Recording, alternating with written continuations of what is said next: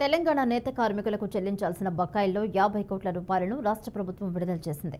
పెండింగ్లో ఉన్న మిగతా బకాయిలను కూడా వీలైనంత తొందరలోనే విడుదల చేయాలని ముఖ్యమంత్రి రేవంత్ రెడ్డి అధికారులను ఆదేశించారు. గత ఏడాది బతుకమ్మ చీరలకు సంబంధించి అప్పటి బీఆర్ఎస్ ప్రభుత్వం దాదాపు 350 కోట్ల బిల్లులు చెల్లించకుండా బకాయి పడింది.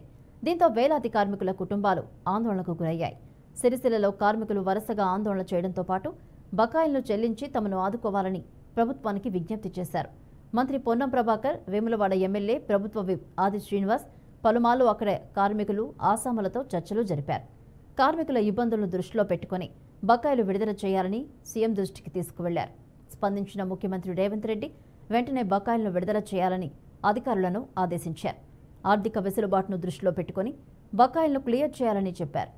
నేతన్నలు ఇబ్బంది పడకుండా ప్రభుత్వం తగిన చర్య చేపడుతుందని, ఎప్పటికప్పుడు బిల్లులు చెల్లించేలా ఏర్పాట్లు చేస్తుందని భరోసా ఇచ్చారు. నేత కార్మికులకు తెలంగాణ ప్రభుత్వం శుభవార్త చెప్పింది. 50 కోట్ల బకాయిల చెల్లింపునకు సీఎం రేవంత్ రెడ్డి నిర్ణయం తీసుకున్నారు. ఇదే అంశానికి సంబంధించి మరిన్ని అప్డేట్స్ మా ప్రతినిధి వాసు అందిస్తారు. వాసు, భవానీ, సిరిసిల్లలో బతుకమ్మ చీరలకు సంబంధించి గత కొద్ది రోజులుగా నేత కార్మికులు బకాయిల విడుదల కోసం ఆందోళన చేస్తున్నారు.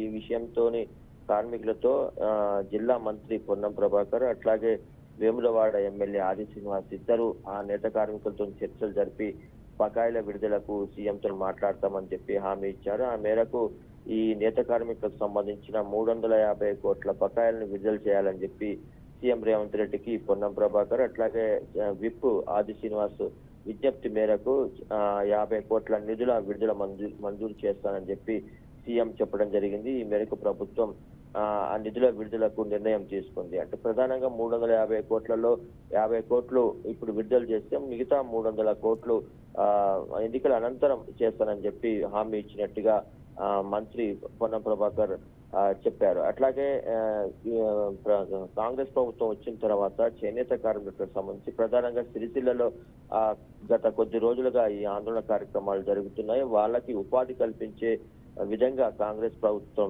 నిర్ణయం తీసుకుంటుందని చెప్పి జిల్లా మంత్రి చెప్పారు. దానిలో భాగంగానే సర్వశిక్ష అభియాన్ యూనిఫామ్లకు సంబంధించి 47 కోట్లు, అట్లాగే నూలుకు సంబంధించి కొనుగోలుకి 14 కోట్లు, ఈ రకంగా 61 కోట్ల రూపాయలను కూడా ప్రభుత్వం వారికి ఉపాధి కల్పించే లక్ష్యంగా వారికి వర్క్స్ ఇప్పించడం జరిగింది. ఇప్పుడు ప్రస్తుతం 50 కోట్ల నిధులకు ప్రభుత్వం మంజూరు చేయడంతో నేత కార్మికులు ఆందోళన కార్యక్రమాలని విరమించాలని చెప్పి ప్రభుత్వం వారికి విజ్ఞప్తి చేసింది. ఈ రకంగా 50 కోట్ల నిధుల మంజూరుకి సీఎం రేవంత్ రెడ్డి నిర్ణయం తీసుకోవడంతో నేత కార్మికులు చేస్తున్న ఆందోళనకు తెర పడినట్లయింది. Bhavani. Right, thank you Vasu.